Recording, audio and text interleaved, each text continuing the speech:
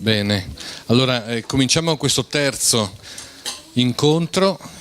In questo caso è il dottor Ciro Amendola il metaforico protagonista di questo incontro. In realtà parliamo di burocrazia, prendiamo spunto dal libro del professor Celotto, che è qui con noi, insieme al sindaco di Udine Onsel, insieme al dirigente della Presidenza del Consiglio, che come dire, rappresenta in questo caso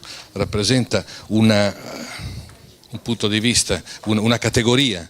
Il dottor Palma in un certo senso è invitato a rappresentare dal vivo quello che il professor Celotto, per quanto per conoscenza diretta e di esperienza professorale e tematica, ha raccontato in questo libro. Il sindaco Onsel doveva essere accompagnato anche dal suo collega Goriziano Romoli, che però ci ha scritto questa mattina di essere malato e impossibilitato ad essere con noi. Monica Guerzoni, giornalista nota del Corriere della Sera, modererà l'incontro e a lei lascio la parola. Grazie.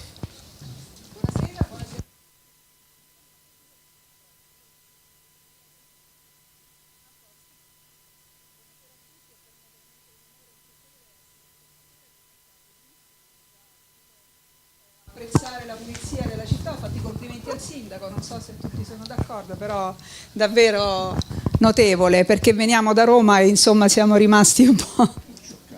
Io sono scioccata quando vengo in delle città civili come queste, abbiamo un po' di problemi a Roma. Insomma, ringrazio tanto la Camera di Commercio anche per avermi dato l'opportunità di prendermi una pausa di 24 ore dalle questioni della politica politicante, perché io sono giornalista parlamentare e quindi sono immersa nelle beghe dei partiti, in particolare del Partito Democratico, che come sapete insomma è a rischio scissione.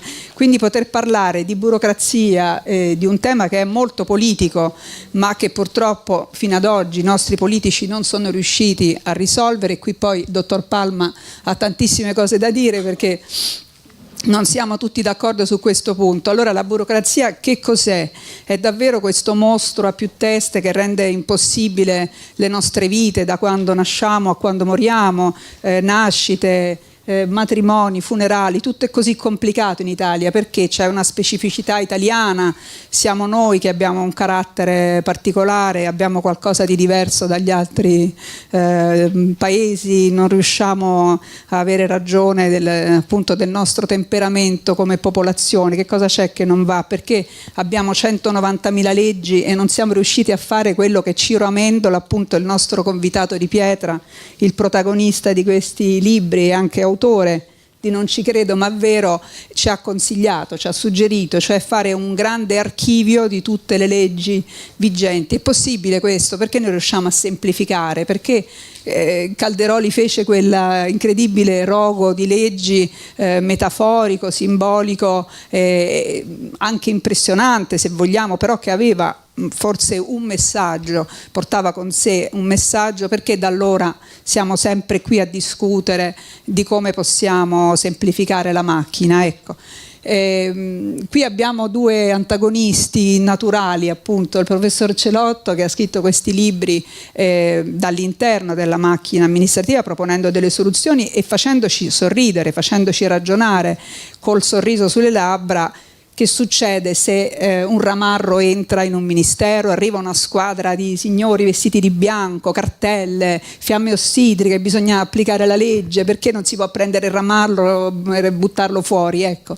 E invece Michele Palma, che da alto dirigente lavora a Palazzo Chigi alle pari opportunità, vista da dentro ci dice invece non è così, non siamo tutti fannulloni, noi dirigenti lavoriamo 14 ore al giorno. Non è vero quello che scrive il professor Celotto qua, per esempio nel suo decalogo 8, 11, 13, 15 sono gli orari in cui i dipendenti pubblici che cosa fanno? I quotidiani appuntamenti immancabili con il giornale. Prima c'è il giornale, poi c'è il cappuccino, poi c'è il pranzo e poi c'è il caffè. È proprio così, Palma?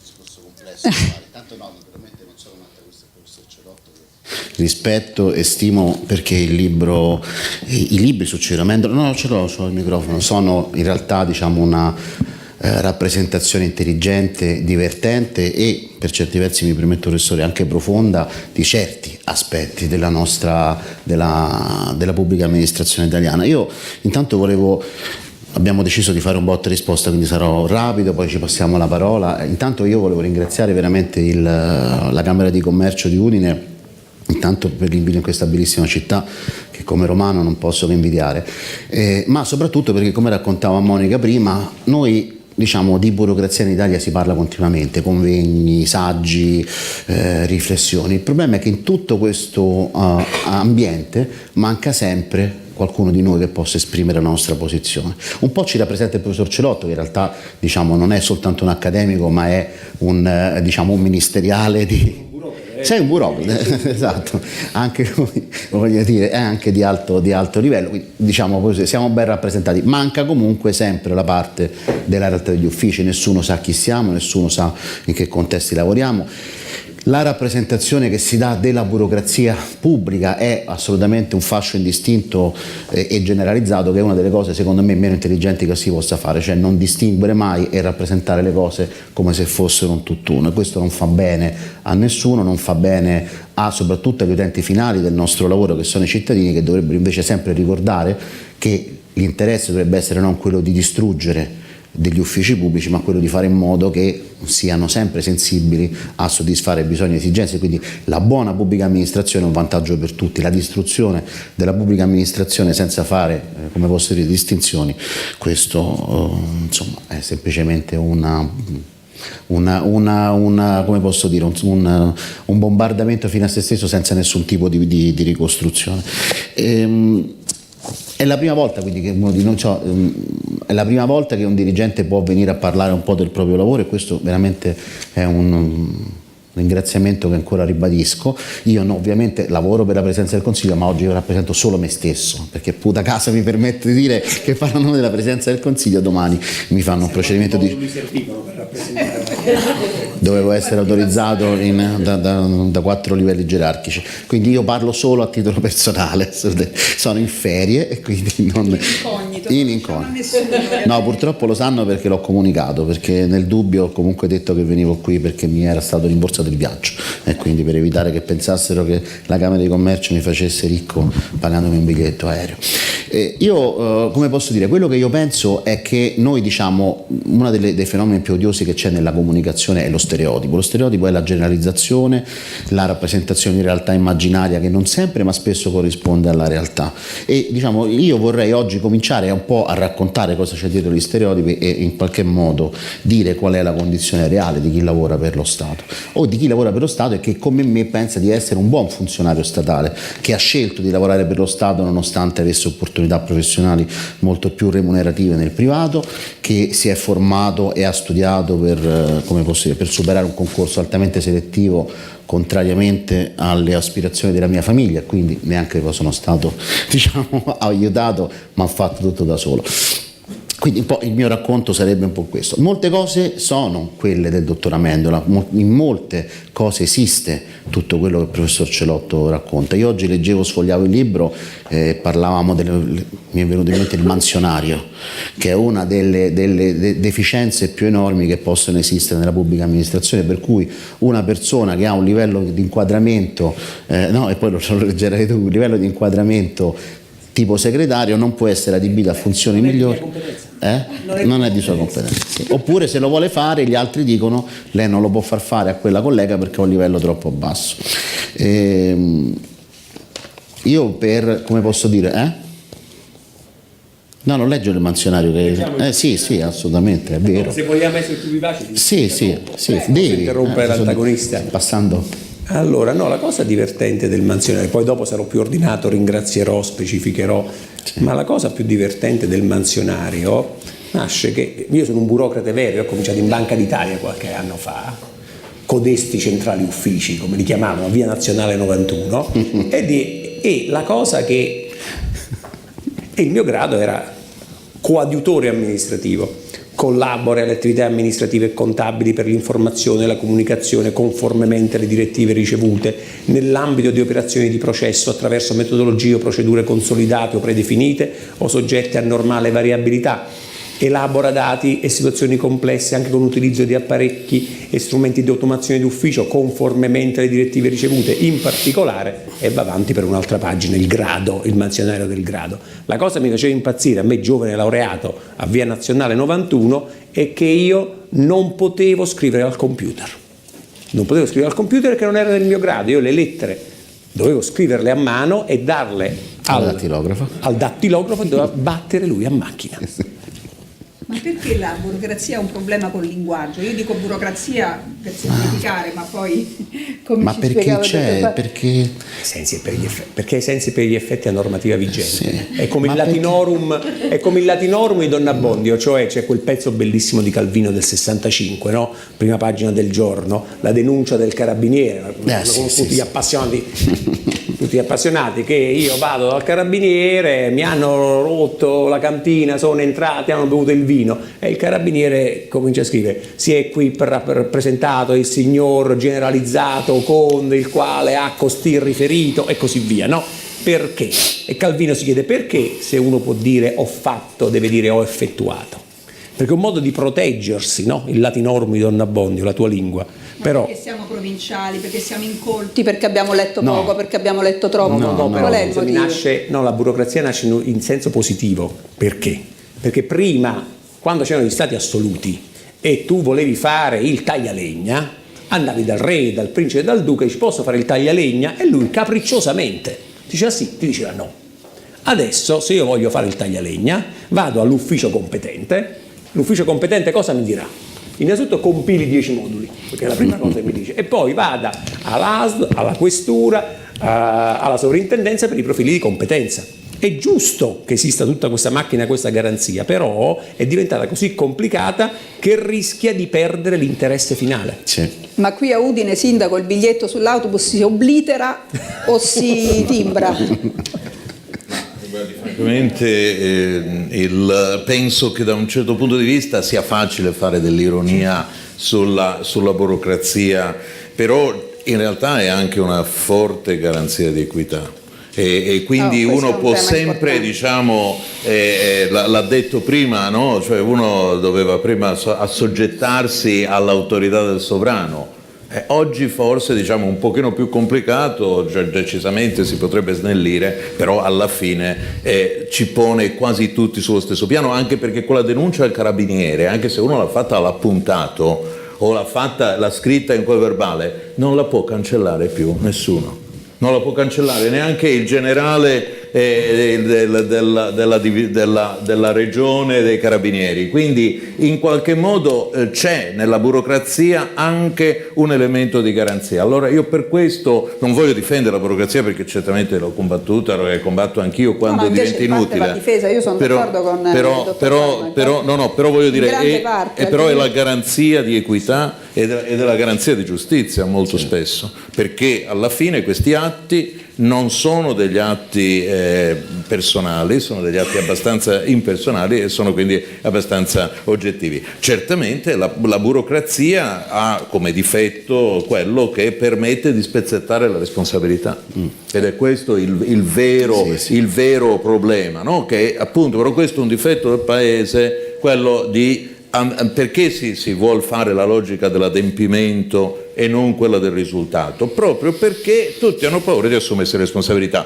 nel pubblico, ma guardi, altrettanto nel privato. Ecco l'esempio che facevamo prima entrando, no? Io avevo letto un po' di rassegna stampa su Udine e lei aveva parlato dello stadio come di un miracolo burocratico.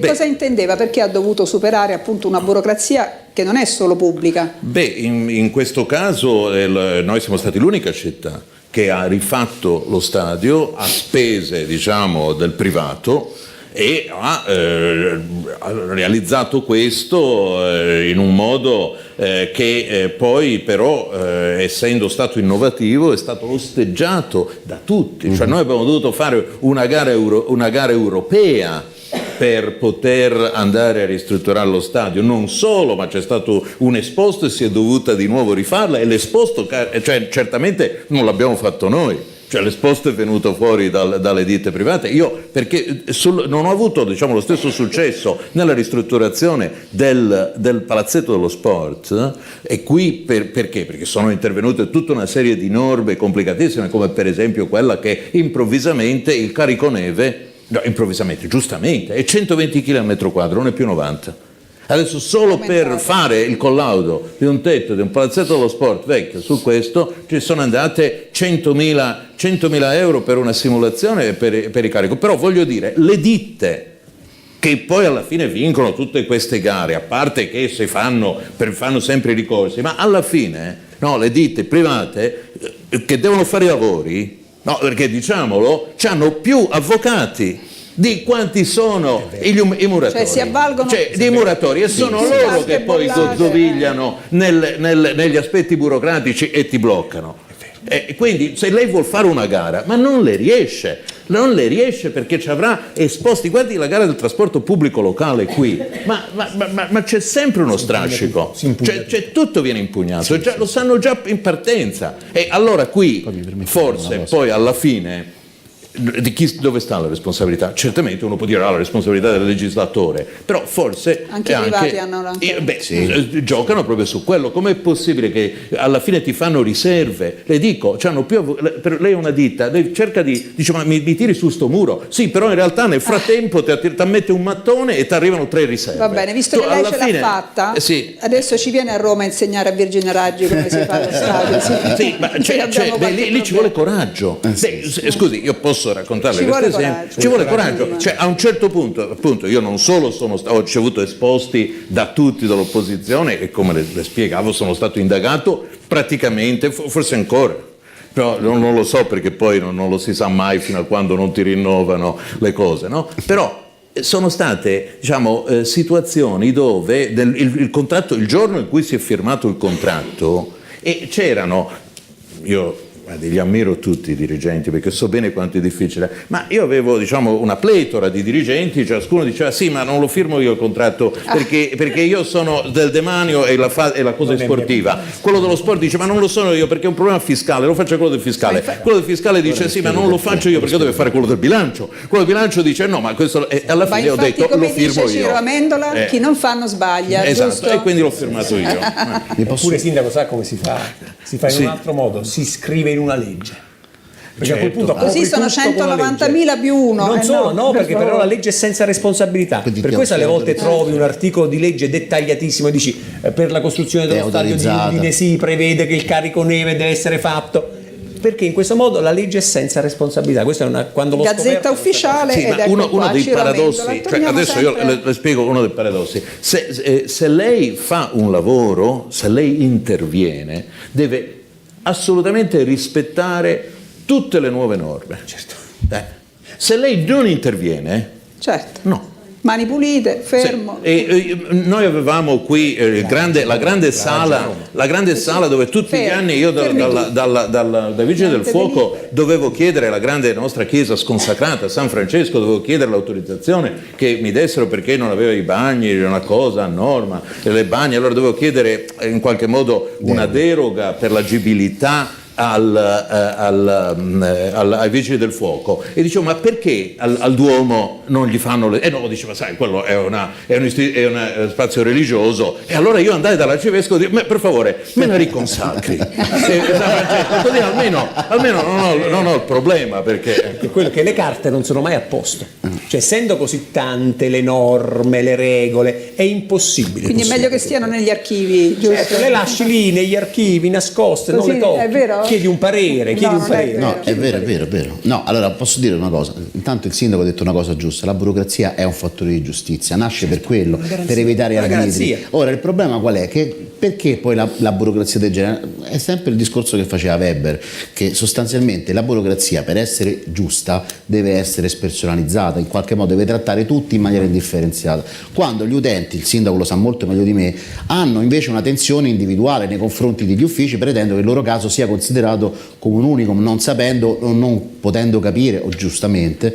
che gli uffici, particolarmente quelli comunali che sono gli uffici di prossimità alle persone, ogni giorno ricevono 100 tipi di istanze da lavorare in maniera giusta, uniforme e senza nessun tipo di favoritismo. Questo è il problema. Il problema è che è un problema, io non so come funziona negli altri paesi, io vedo che la burocrazia della Commissione europea è peggiore della nostra, è molto peggiore della nostra, quindi non hanno il diritto d'accesso, non esiste trasparenza, non si sa quanto guadagnano, quindi sono opachi anche con noi. Vogliamo ricordare l'uso delle lingue dell'Unione Europea. L'uso delle lingue. È fantastico l'uso delle lingue, tutte le lingue ufficiali.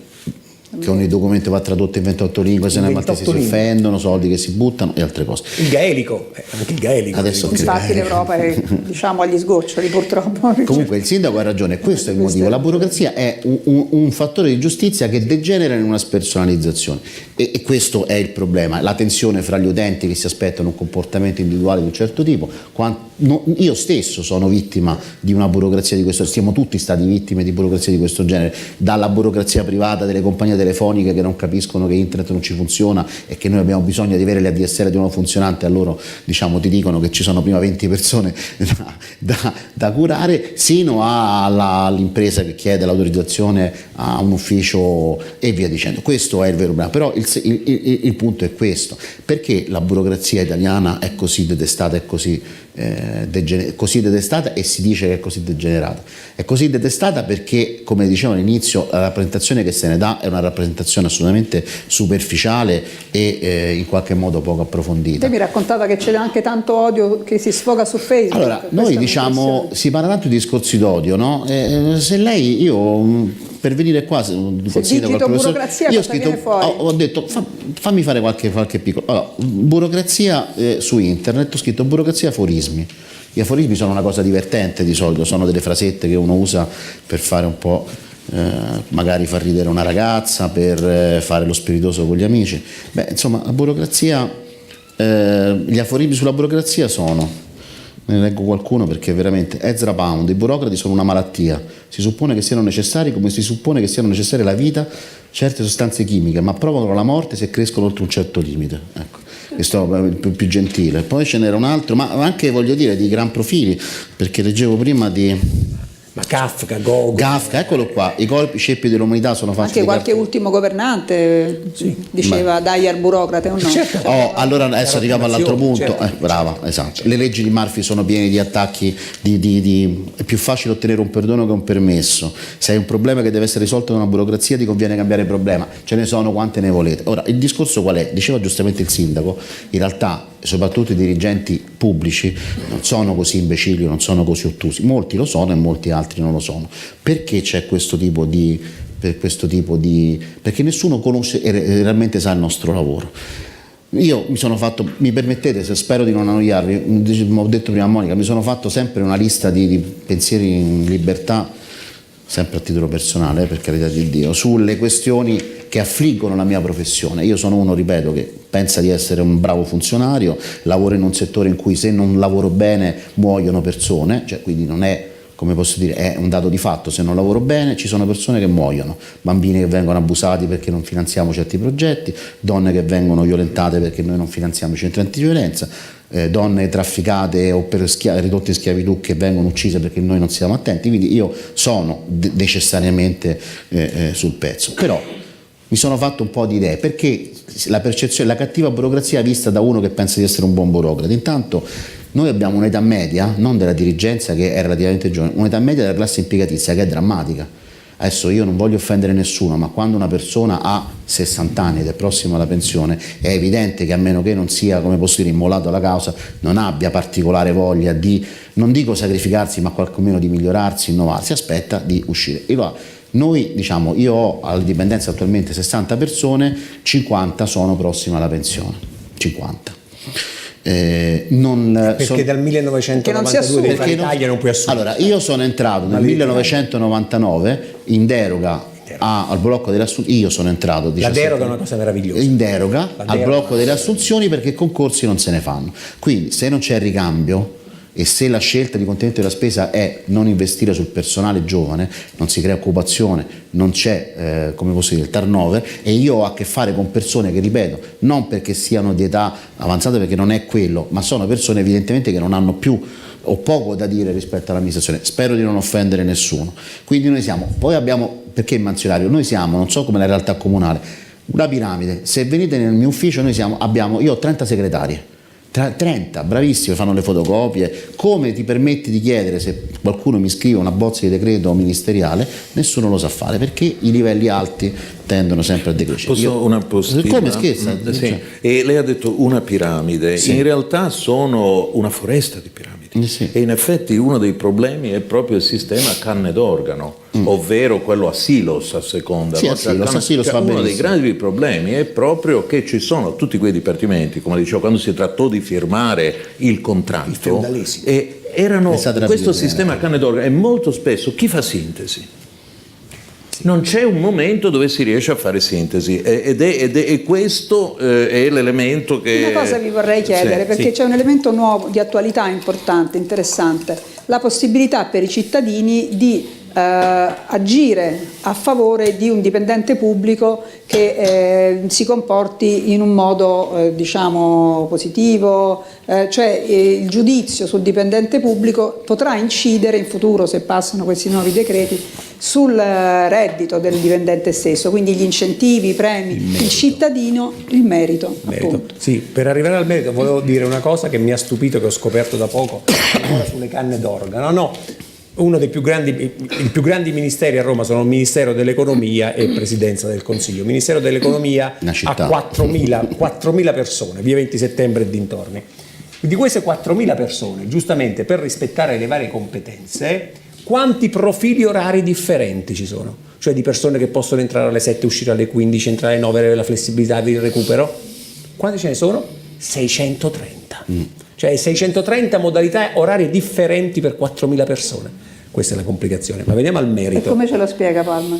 La spiegazione Perché è giusto, ma è giusto. La spiegazione è molto semplice, perché sono tutti stati, perché l'organizzazione del lavoro pubblico è l'organizzazione di 100 anni fa, cioè con sistemi di protezione delle situazioni individuali. Quando c'era la capitale a Firenze, no? Quando c'era la capitale a Firenze. Ma quello era meglio.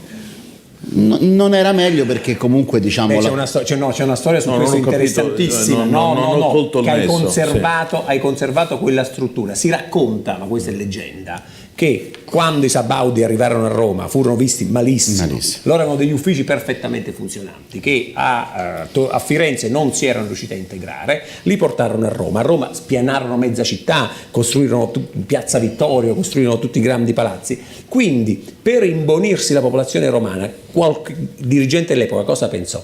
Assumiamo un po' di romani in sovrannumero. In questo modo tu li rendessi fedeli all'amministrazione, che gli dessi soldi. Roma era poverissima all'epoca, però cominciassi a creare l'idea che i pubblici dipendenti possono non fare niente perché sono stati assunti come reddito. Ecco, c'è quella metafora che il professor Celotto mette nel libro, che adesso poi giro a Palma, che fa venire i brividi. Dice: la pubblica amministrazione è un tunnel nel quale tu, quando ottieni il posto fisso, entri e rimani fino alla morte, però è un tunnel positivo, perché ti protegge, ti darà la pensione, esatto, la Banca d'Italia, ti dà le ferie pagate, ti dà la malattia, è un stipendio basso però pensione garantito, vitalizio, giusto? Vitalizio, è così? No, perché lei dice che non è così. Io le raccontavo prima che tra le mie criticità io non sono in grado di incentivare economicamente il mio personale. Io ho un ragazzo bravissimo che è un perito informatico che si è riconvertito a capo della segreteria degli interventi a favore delle vittime di tratta degli esseri umani, uno che lavora senza straordinario, non ha orari, è peggio di me, e mi dice ogni tanto, ma ti sembra normale che io debba guadagnare quanto come quella, che è una quella che non mette le H davanti? Quella che non mette le H l'abbiamo mandata via. Prima parlavate del Ramarro, io ho una che viene in ufficio col cane tutti i giorni. Col cane? Col cane. questa è una notizia, però io prendo appunti. No, no, io questa è prendo una cosa appunti. nota. Scusate, ma sto è un facendo il mio fatto lavoro. noto. Col cane. Bella domanda. Ne ha diritto? Veramente? Bisogna studiare, valutare. C'è la 104 per i cani, non ho la capito. 104, Ma la 104 per i cani non l'ho mai sentita. Non è escluso. Come dice lui, non è escluso. Allora, dicevo prima, non abbiamo noi possibilità di incentivare la gente, abbiamo soltanto, come posso dire, quello che in sociologia si chiama il primato degli incentivi morali, valorizzarli, dirgli che sono il merito, bravi. quello che avevamo, sì, ma il merito, sai, quando uno guadagna 1400 euro al mese e tu gli dici bravo tutti i giorni, lo coinvolgi in attività emozionanti, quando comunque lui vede che una sua collega che fa esattamente un decimo di quello che fa lui e che tu non hai modo di far lavorare perché comunque è inabile al lavoro, cioè dovresti in qualche modo Sì, però scusa, ti interrompo perché proprio questo è il punto. Cioè io sono un burocrate, soprattutto che sono professore universitario. A me piace fare lezione, vado a fare lezione. Però se non andassi mai a fare lezione, mandando l'assistente a leggere il libro, lo fanno in tanti, io guadagno lo stesso stipendio. Quasi quasi l'anno prossimo mando l'assistente a leggere il libro, no? Tanto. Certo. Però Questo è pazzesco, no? posso Pazzesco. anche mostrare l'altra faccia della medaglia, perché sennò appunto sempre sugli stereotipi stiamo enfatizzando questi aspetti. Noi abbiamo avuto un'evoluzione demografica, per esempio, che a Udine negli ultimi 20 anni strepitosa. Cioè, dopo il terremoto, grazie insomma, agli gli ultimi 40 anni. Certo. Dopo il terremoto, da terra di emigrazione è diventata terra di immigrazione. Noi abbiamo un 15% appunto di persone che non sono di madrelingua italiana, anzi, la nostra anagrafe, capisci? Cioè tratta, sono persone assunte, magari con livelli nemmeno di grande educazione, forse sapevano neanche tanto bene l'italiano, certamente non parlavano il friulano a casa, che si sono improvvisamente trovate a doversi confrontare con nomi albanesi, con nomi ghanesi, con nomi nigeriani. Quando mi arrivano le lettere della cittadinanza italiana, quando io devo firmare la carta, ma non riesco a pronunciare io i nomi. Ebbene, non ne sbagliano uno. Cioè adesso diciamocelo, cioè, effettivamente c'è un'evoluzione di una società che, pur essendo questi che vengono col cane, viene dal basso, però non viene dall'alto. Ma non so, ma questa che arriva col cane, se poi alla fine, voglio dire, mi riesce a non sbagliare io tuttora ho 2 L nel cognome, ma sa quante volte me ne trovo un L sola fatta proprio da tutti. Però ecco, lì non lo possono fare. È come la scuola pubblica che si tiene sulla forza degli insegnanti che sono straordinari. Esattamente questo così. La buona volontà. Esattamente, sulla forza. Il problema è che non riusciamo a oliare la macchina dello Stato, questo è il dramma di questo paese. Certo, poi dopo sulla buona volontà dei dirigenti, dei professori, delle persone che stanno allo sportello si tiene il paese e magari facciamo anche risultati straordinari nel mondo. Ma è questo, però le due cose appunto io non enfatizzerei troppo, perché sennò alla fine facciamo una caricatura di tutto ciò e la macchina dovrebbe incepparsi. E invece per me la macchina è riuscita. Noi qui abbiamo avuto, scusi, solo una. No, ma io sono a suo favore. Sì, ma cioè, noi abbiamo avuto qui negli ultimi 4 anni 10.000 arrivi di migranti richiedenti asilo, soprattutto dall'Afghanistan e dal Pakistan. 10.000, cioè, e non dal mare, dalla civilissima Austria, dalla civilissima Germania che li aveva cacciati. E noi abbiamo accolti. Cioè, e siamo riusciti bene o male, poi non sono comparse sui giornali le scene che sono comparse a Sanremo, le scene che sono comparse a Calais o altro, eppure li abbiamo sistemati, li abbiamo gestiti con i paradossi per cui appunto nella caserma dove prima ci stavano 300 reclute, dopo che l'abbiamo ristrutturata ci potevamo mettere solamente dentro 100 richiedenti asilo, perché i metri quadri, se no i vigili del fuoco non davano l'autorizzazione e alla fine appunto li lasciavano nelle tende. Allora capisci? Io credo che noi abbiamo una capacità di resilienza, una capacità tutto sommato di rispondere anche all'emergenza, pur in questa diciamo oggettiva poi palude, e c'è più una potere ai schizofrenia. sindaci è una buona formula. No, ma dovresti riuscire a normare queste cose, cioè questa valorizzazione della buona volontà, il riconoscimento reale del merito. Invece noi siamo ancora fermi all'idea ottocentesca dell'eguaglianza azzerante, no? Sì. Quindi l'incentivo si dà a pioggia a tutti, così nessuno si arrabbia. Invece dovresti riuscire a modificare la macchina. Cioè la teoria del bonus a in tutti. Italia è Meglio €1 a tutti che non 10 a te e 1 a lui poi si arrabbia, fa ricorso. Quindi noi abbiamo l'eguaglianza che appiattisce. Questo è il problema. Il problema è che l'interpretazione italiana della burocrazia è esattamente questa, cioè che è meglio che tutti rimaniamo in questa specie di palude piuttosto che favorire l'uscita o l'emersione delle migliori personalità. Dice bene il sindaco, tutti noi, adesso io non so l'esperienza degli altri ministeri, però dell'ufficio mio posso parlare perché sono 16 anni che lo gestisco, ma come il sindaco che parlava di immigrazione, anch'io mi occupo di migranti irregolari e di protezione internazionale. Gli uffici, gran parte degli uffici si reggono sulla buona volontà di poche persone. Io ho 60 persone in organico, proprio come ho detto prima, se diciamo abili al lavoro, ma non è che lo dico con polemica, lo dico perché lo dico anche a loro, cioè di persone che in un'azienda privata, io quando a volte mi arrabbio dico voi non fareste, qui sei uno specialista giuridico che hanno tutti questi titoli roboanti, in un'azienda privata con il dovuto rispetto forse ti farebbero rispondere al telefono, forse perché magari è più bravo anche il centralinista assunto dalle categorie allora private. Parliamo del drammatico tema del licenziare nel pubblico, insomma. Allora, io le dico, bisogna arrivarci. Guarda, le dico due cose. La prima, appunto, volevo dire, la buona volontà, e questa va premiata, questo è il vero dramma, che noi non abbiamo gli strumenti per farlo. Così come, e mi dispiace dirlo perché questo potrebbe essere un'assunzione di colpevolezza, ma la faccio volentieri, non abbiamo neanche il tempo di punire quelli che non fanno niente. Non abbiamo il tempo perché io, ma come tutti i miei colleghi dei ministeri che il professor Cerotto conosce, noi lavoriamo 10, 12, 13 ore al giorno, non ci muoviamo dalla scrivania, siamo subissati, non abbiamo il tempo di fare i gendarmi o andare a controllare quanti, non hai il tempo. Certe volte noi ci sostituiamo alla gente che non lavora pur di mandare avanti, pur di mandare avanti. Io soltanto una volta ho fatto una scena che non dimenticherò mai. Una dipendente, ho capito che non c'era perché passavo e non la vedevo mai, mi risultava presente, mi sono messo davanti al portone con la polizia ad aspettarla, l'ho vista scendere alle 3 del pomeriggio dall'autobus ed è successo il finimondo. Ma una volta poi l'ho sta potuto sempre al suo posto. No, è stata licenziata. No. In quanto tempo? Guarda, era poco prima. Quanto tempo ci è avuto al licenziamento?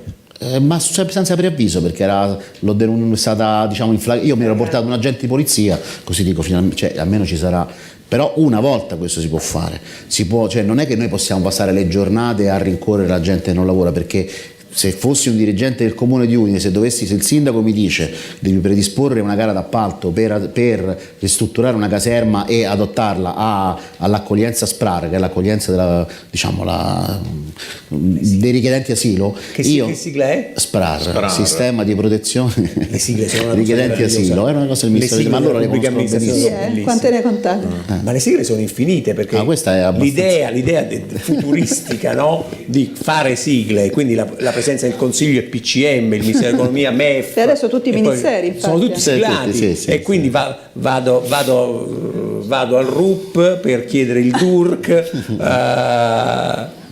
è così. Anche gli sportelli pubblici, l'URP, poi il Ministero, il MAECI, Ministero Affari Esteri e Cooperazione Internazionale, il MATM,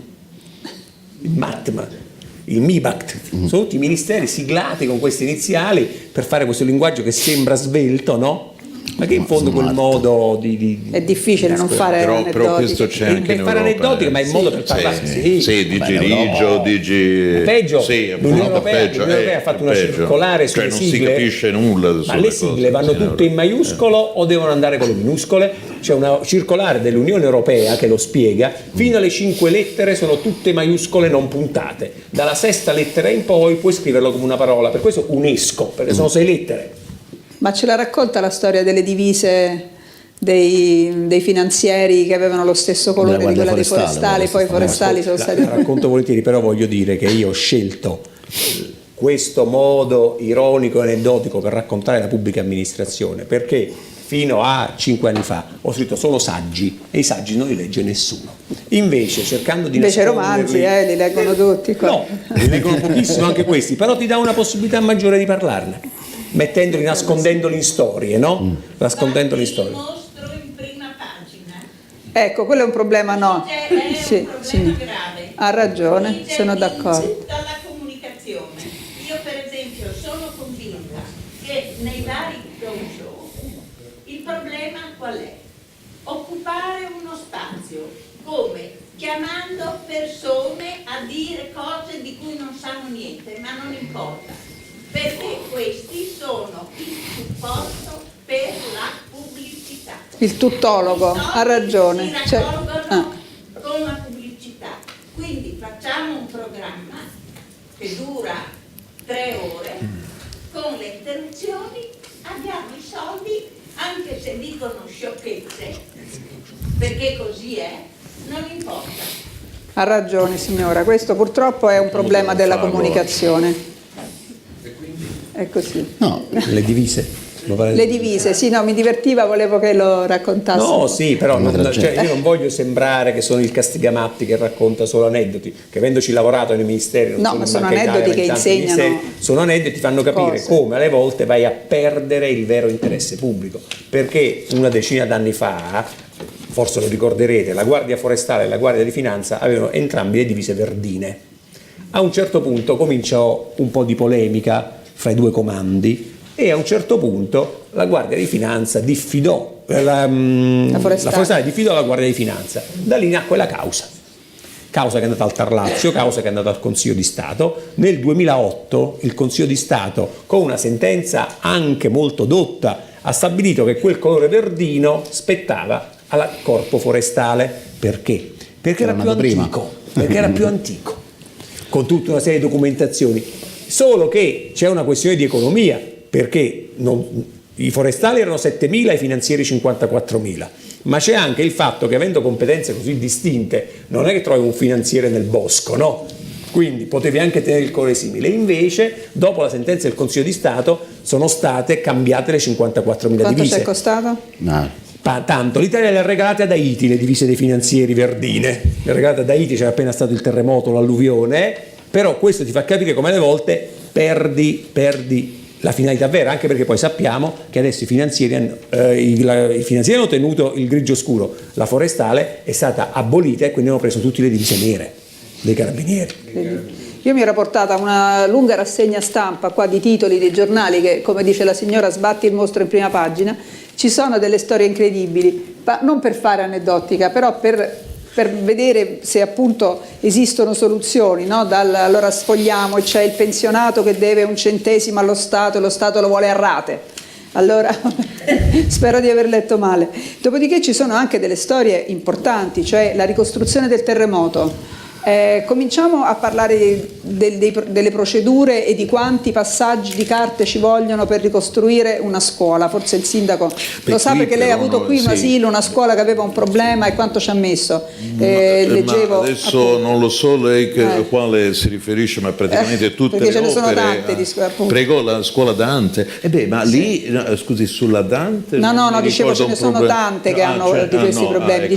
Ho letto di una scuola Udine che aveva un problema di agibilità e ci sono volute non mesi ma anni per metterla a posto, quando si poteva fare in poche settimane, e così è tutto. E c'è sempre una burocrazia che intoppa. Sì, però poi in realtà la responsabilità, ripeto, è veramente collettiva, non è della burocrazia. Per esempio, mi viene in mente la scuola Fruc, e a un certo punto perde il tetto. Noi ci rifacciamo allora sulla ditta che ha fatto il lavoro, perché ci vuole la perizia del tribunale, ci vuole il perito. Allora nomina il primo perito e poi alla fine si dimette e non fa la perizia, e quindi noi non possiamo far partire i lavori per la ristrutturazione del tetto perché non sappiamo di quanto è danno.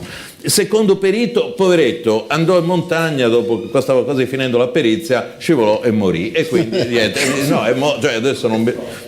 sì, il terzo perito, capisce? Alla fine il meccanismo è perché l'assicurazione non vuol pagare.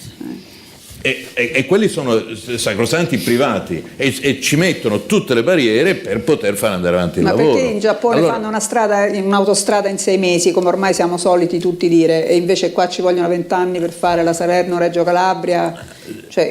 Perché il sistema... Sì. No, quando avevano avuto il loro terremoto. Ma io però penso che se però vogliamo citare il terremoto qui in Friuli, noi siamo riusciti a ricostruirlo, sono riusciti i predecessori nostri e i cittadini e gli avi e gli antenna sono riusciti a fare tutto proprio perché si riuscì a delegare. Ma lì è la cultura, perché io Ho studiato sul campo i terremoti, e la ricostruzione, il Friuli tempo medio 8 anni, l'Irpinia non è ancora finita, il Belice non è ancora finito. E quindi, perché? Perché è una questione di cultura del territorio dove arricchisci. L'Abruzzo e Rani deve ancora cominciare, cioè il centro Italia, Amatrice deve ancora cominciare. C'è un elemento dove tutti poi ci in qualche modo sfruttano la cosa, tutti ci guadagnano e tutti ci razzolano, quindi non è che la burocrazia poi sia solo responsabilità, gli altri sarebbero efficientissimi, accidenti, cioè la burocrazia non riescono. Ma è chiaro, perché noi abbiamo, tra l'altro voglio dire, si può correggere tante cose, noi per esempio abbiamo tanti sportelli unici, no? Per cui c'è un'unica interfaccia con gli utenti, poi sì, il back office ce lo dobbiamo gestire noi ed è una gran fatica e probabilmente e tante volte ci sono, però la logica, diciamo la cultura dello sportello unico è importante, però purtroppo adesso la digitalizzazione di fatto uno dice vabbè adesso è molto semplice, adesso se uno vuole a Udine vuole farsi la carta d'identità può fare la prenotazione via internet, benissimo, bellissimo, ottimo, cioè che bella cosa, certo, però è chiaro che crea una separazione tra chi ha tra chi l'internet ce l'ha, ha la competenza per farlo, sa navigare con quel grado di incertezza e chi no. E quindi c'è questo digital divide per cui poi non è che le soluzioni siano sempre assolutamente no. Ho una storia di burocrazia capitata a me serviva ma pochi giorni fa l'estratto dell'atto di matrimonio per un mutuo e quindi vado alla seconda circoscrizione di Roma, Viale Libia, e mi accorgo, io non lo sapevo, che ormai l'accesso all'anagrafe è solo su prenotazione, io non avevo la prenotazione. Quindi mi accorgo che la prima prenotazione è 11:16 del mattino, e dico posso restare qui 2 ore ad aspettare, poi per fortuna un signore va via, mi cede la sua prenotazione, che non si potrebbe fare perché sono nominative le prenotazioni, prendo la prenotazione, vado allo sportello, dico benissimo vorrei l'estratto dell'atto di matrimonio, dice ma lei si è sposato a Roma? Dice no, io mi sono sposato ad Ariccia, se si è sposato ad Ariccia, non aspetta. Quando si è sposato? Da poco, nel 2008, matrimonio vecchissimo. Non sono scansionati gli atti, non sono scansionati e quindi ci vogliono 15 giorni. Ci vogliono 15 giorni. 15 giorni. Poi arriva l'impiegato e dice però mi dà la sua email? Dico volentieri, ma che fa? Mi manda il certificato via email? No, noi le comunicheremo via email quando è pronto. Ti fanno impazzire, no? Palma, mi devi spiegare una cosa. Noi abbiamo avuto 2 grandissimi semplificatori, almeno a parole, no? Primo Silvio Berlusconi che ci ha detto per anni che avrebbe appunto sciolto i gangli perché ci vogliono i certificati per fare aprire un'azienda. Quanti passaggi erano? 7 passaggi, 70 passaggi, certo. E invece diventeranno 0. E Berlusconi ce l'ha avuto i suoi anni l'impresa di governo. L'impresa in un giorno, bravissimo, la casa qui là. Dopodiché abbiamo avuto Renzi, un altro grandissimo semplificatore, altri 2 anni e mezzo, la lotta ai burocrati, eccetera. Siamo sempre lì o qualcosa invece... No, qualche passo avanti lo abbiamo fatto. Qualche passo in avanti c'è, per esempio, qualche passo in avanti c'è. Allora faccio un passo indietro. Il problema è che si anche muta il quadro legislativo, cioè ci sono leggi più semplici, ci sono stimoli politici diversi. Il problema, come diceva prima il sindaco, è il fattore umano, perché tanto, come posso dire, se il fattore umano non è come posso dire, se il fattore umano non migliora, se il burocrate non migliora, per questo io mi continuo a concentrare sulla risorsa, sulla persona, si può fare quello che si vuole, perché i peggiori sabotatori delle riforme sono proprio questo tipo di persone che non hanno la cultura necessaria per poter rincorrere e accettare l'innovazione. Io le dico che l'unico, per la mia esperienza, poi non so che ne pensa il professor Celotto, l'unica legge veramente che ha cambiato il modo di amministrare è la 241 del 90, la legge sulla trasparenza, introducendo strumenti partecipativi, il diritto d'accesso in qualche modo normato, se lei è d'accordo, naturalmente. Questa è mia esperienza. No, io sono fermo più indietro a pensare al Gattopardo. Ok. Quindi dicevo, ci sono stati degli... Allora, io per il tipo di lavoro che faccio non ho avvertito nessun tipo di semplificazione, anzi devo dire che il nuovo codice appalti è molto più complicato del precedente, ecco, tanto che no, ma lo è, cioè non è che è un dato di fatto, tanto che molti di noi sanno... No, ma l'hanno fatto apposta. Cioè, il nuovo codice appalti è stato fatto apposta per non spendere, per non far fare opere, per rallentare la macchina, cioè solo che uno si aspetterebbe che dopo aver rallentato la macchina almeno il deficit dell'Italia scendesse, invece cresce. Capisci? Cioè, questo è il paradosso. È stato, non solo ci sono stati i tagli, ma anche il codice degli appalti è stato messo apposta per frenare la spesa. Però io per esempio ho ridotto, cioè avevo 160 di debito, e dopo, da quando sono iniziate le misure, adesso sono arrivato a 100 di debito. Ho ridotto, sì, ma non è un merito, perché semplicemente prima io prima facevo 25 milioni l'anno di lavori pubblici e oggi di lavori pubblici ne faccio 6 milioni l'anno. E anzi, con il nuovo codice, da quando è arrivato il nuovo codice degli appalti, anche l'ANCE, no? l'Associazione Nazionale dei Costruttori Edili, dice che c'è stato un calo dell'80%. Quindi non è positivo per niente. Ma no, nel senso che il concetto è questo, cioè la vera semplificazione è un'altra cosa. Cioè, allora, io le faccio un altro esempio. Ok, lo SPID, che è l'identità digitale, okay? È il sistema di accesso unico per cui ciascuno di noi dovrebbe avere uno username e una password che ti arriva sul cellulare ogni volta. È una SPID, sigla, sistema non lo so, io lo uso come utente. È una sigla. L'identità digitale. Io l'ho fatto, l'ho fatto perché mi serviva per calcolare. Con la I. SPID, 4 lettere, non è SPID, è SPID. Io giuro, veramente, io poi sono avvezzo. Giuro, non ho mai faticato così tanto, cioè avere quella benedetta identità digitale. Non so, allora, intanto ho dovuto mandare un fax. Che già lì, cioè, no. Però è vietato l'uso del fax. Il fax è vietato, ma loro lo pigliano. È vietato dall'amministrazione. È vietato per legge. Allora, a un certo punto, diciamo, lo SPID a cosa serve? A fare in modo che ciascuno possa accedere a dei servizi in maniera senza stare a avere 700 password, no? Per cui, no, questo va bene, il comune di Udine avrà lo SPID, il comune di Roma lo SPID, INPS, io con il mio username Michele.Palme, la mia password che mi cambio ogni volta sul cellulare, entro e mi piglio certificati, vedo quando andrò in pensione e via dicendo. Ora, cioè, io sono un cittadino mediamente istruito, ho una laurea, un dottorato, 2 master e lavoro da 16 anni nella pubblica amministrazione. Le giuro che ti giuro che io non ho avuto delle difficoltà a capire come cavolo avere questo SPID, che a un certo punto mi sono accorto che c'era da mandare una raccomandata, poi un fax di confermare, cioè l'ho fatto e tuttora non ho capito se sto pagando quel servizio. Il sindaco, parliamo di una persona che ha l'accesso. La semplificazione reale è una cosa, la semplificazione reale è dare dei principi chiari, di semplificare delle procedure, perché fare una gara d'appalto adesso ci vuole veramente, cioè, uno specialista. Io non so se gli uffici comunali suoi sono già attrezzati, noi no, tanto che noi siamo in grande difficoltà e per fare le gare ricorriamo a consulenze noi ce la facciamo, ma come sempre, non solo l'ultima gara sulla pietra piasentina, no? Cioè abbiamo preteso che le ditte avessero l'esperienza di questa pietra, cioè sono arrivate immediatamente tutte le segnalazioni dicendo che se noi non concedevamo anche quelle che erano le pietre locali del Trentino, del Veneto e di tante altre regioni italiane, avrebbero fatto il ricorso a Cantone. Cosa che mi ha immediatamente obbligato, questo era appena nella fase iniziale, che era quella delle manifestazioni di interesse, quindi non ero neanche arrivato. Poi ci sono ovviamente le leggi conflittuali tra quello che vuole la regione e tra quello che vuole lo Stato, e quindi giustamente, cioè, uno deve essere un piccolo eroe nella pubblica amministrazione per portare avanti qualche cosa, perché se qualunque avvocato lo può sbattere, guardi, o al TAR o alla Corte dei Conti, quanti sindaci o all'ANAC, cioè, quanti sindaci sono indagati, inquisiti, appunto, cioè, infatti mi sono stupito che non era Pisapia, chi era l'altro, quello che si è dimesso, ha preso Sala. No, dico, ma cioè, è la prima volta che gli capita,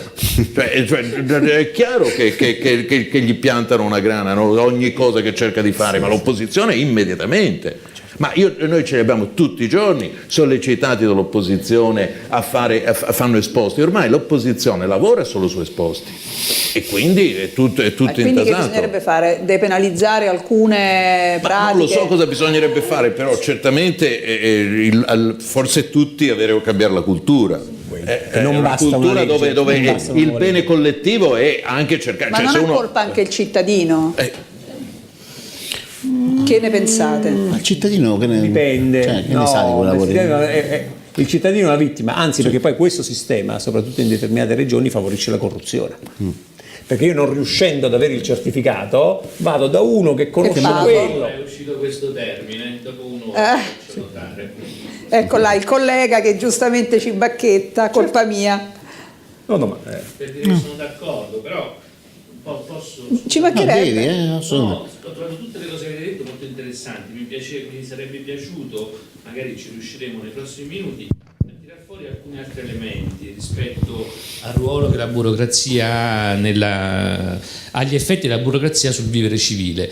In particolare il tema della corruzione, l'inadeguatezza del livello di competenze della dirigenza pubblica. Questo lo dico in particolare a Celotto, di cui sono sicuro avere le competenze che lui dice di avere e la passione che dice di avere. Nella mia esperienza la dirigenza pubblica è un disastro. Se lei pensa soltanto al degrado della qualità delle competenze negli uffici legislativi dei ministeri, quelli che poi hanno prodotto il famoso articolo 70 della presunta riforma costituzionale Boschi-Verdini, o se pensa insomma a una mansione che deve andare al Consiglio di Stato e per fortuna stanno facendo muro per non farcela entrare, a dispetto della legge, perché non c'ha nemmeno l'età, è uscita il 1 febbraio. Sì, Fantastico. è già andata. Grazie dell'informazione, non la sapevo. Ecco, questo elemento della corruzione, dell'inadeguatezza della dirigenza pubblica, secondo me lo possiamo sviscerare, perché in realtà poi il livello impiegatizio o la gestione dei servizi o l'utilizzo dei servizi da parte dei cittadini mi sembrano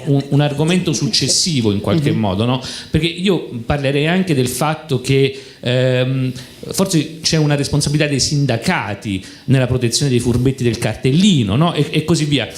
La burocrazia in fondo è il governo degli uffici pubblici, no? Che non per forza è qualcosa di brutto, noi gli diamo questa accezione negativa che io non condivido assolutamente. Questo è quello che dicevo allora prima, certo. cerchiamo di capire perché la burocrazia non funziona, perché non funziona corruzione, incompetenza della dirigenza pubblica, un ruolo ambiguo dei sindacati, l'impossibilità di mandare facilmente a casa quelli che non fanno il loro mestiere. E vi chiederei un'opinione, la chiederò a Celotto, a Palma, al sindaco, sulla riforma della pubblica amministrazione di Marianna Madia, che sapete che, insomma, ecco, volevo un'opinione. Ottima.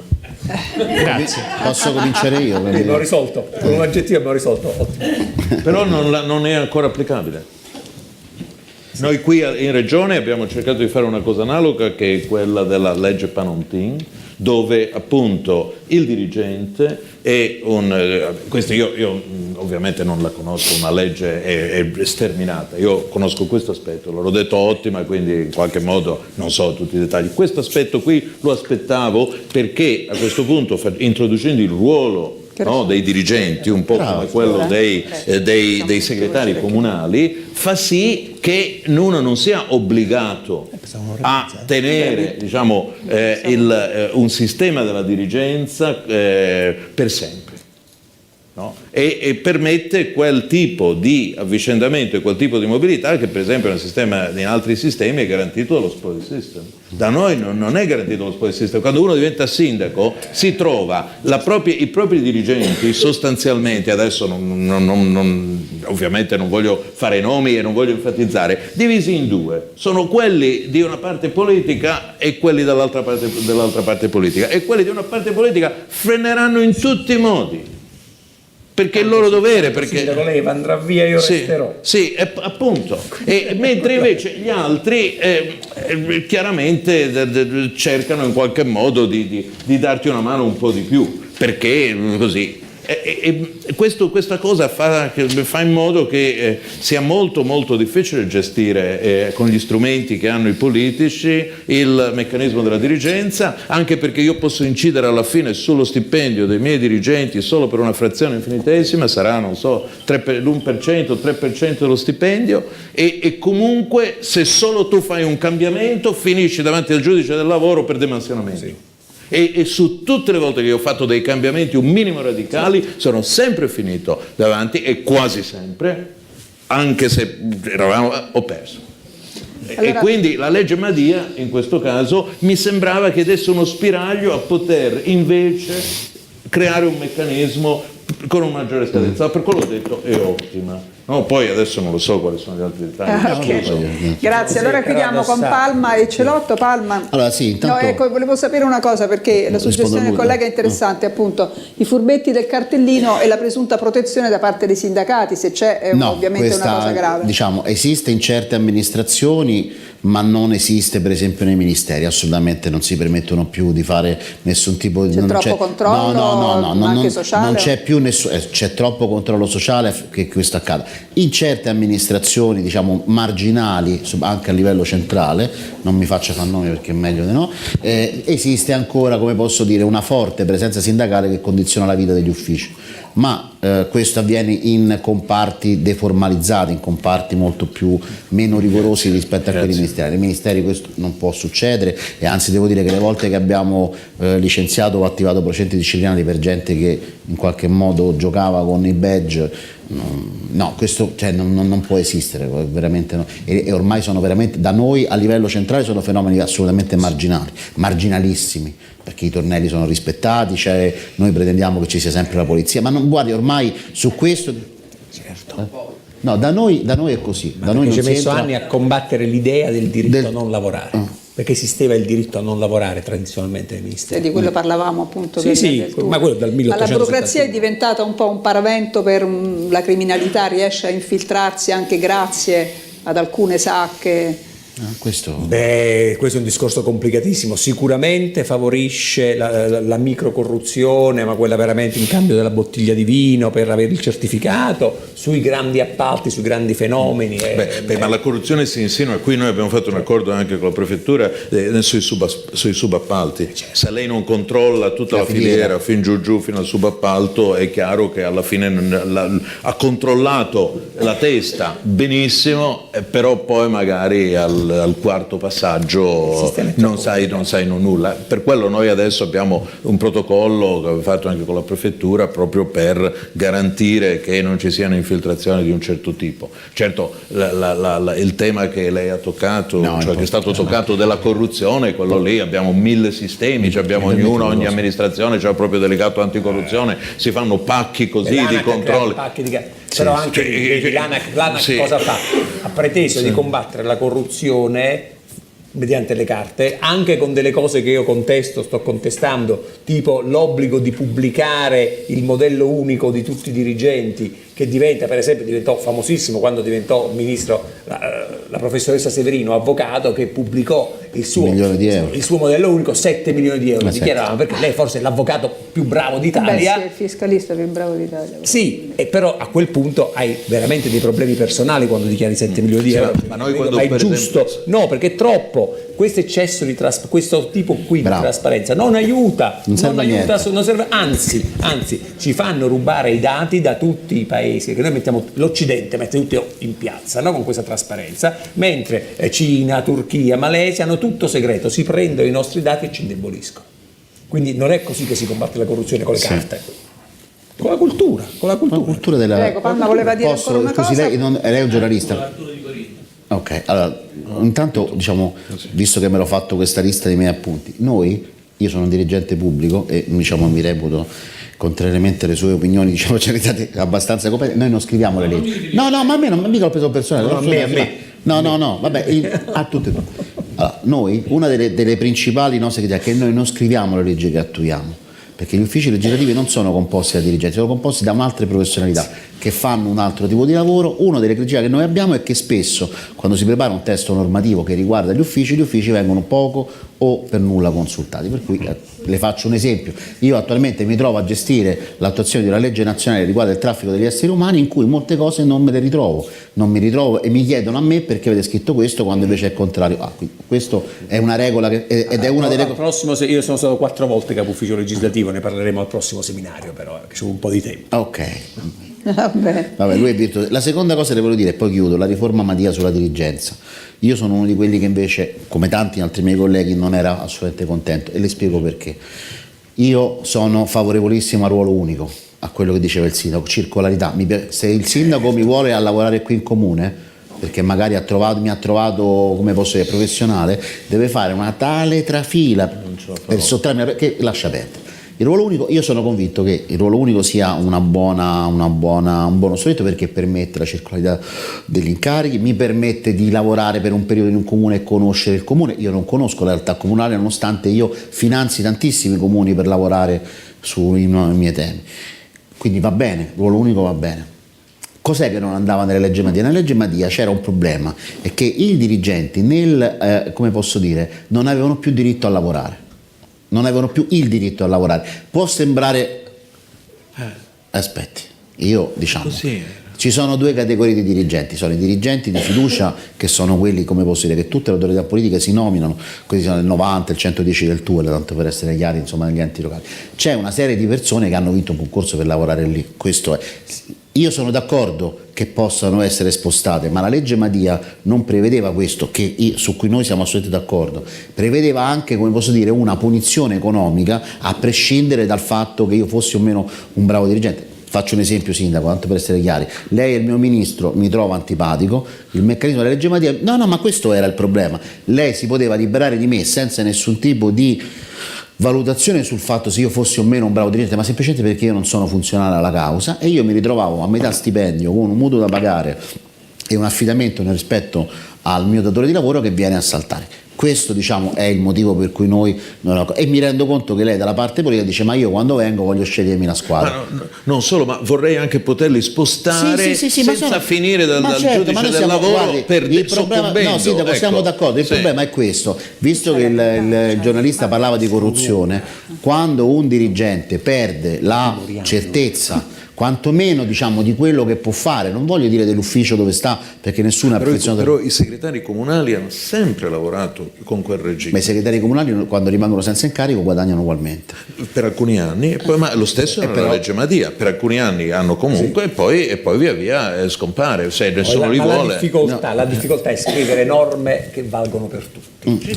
Perché essendo così differenziate le situazioni, fare una regola generale, poi magari riesci sempre a bilanciare, e poi c'è il problema gravissimo che spesso le leggi sono fatte da ignoranti, cioè le persone che ignorano la questione, e invece tutte le tecniche legislative che professor Cerotto, diciamolo pure, che molto spesso le leggi vengono fatte scrivere fuori dai ministeri, da persone che non da persone che ignorano perché sono di fiducia. No, vengono fatte scrivere da persone di fiducia del ministro, del parlamentare, in genere vengono fatte scrivere fra 5 minuti mi serve la nuova legge sulle bottiglie d'acqua, viene chiesto a me che non capisco nulla. Poi ultimamente sono davvero scritte peggio che mai, le ultime leggi sono state. Ma quello serve per nasconderle. Perché? Perché quando io devo finanziare la campana di Rovereto, no?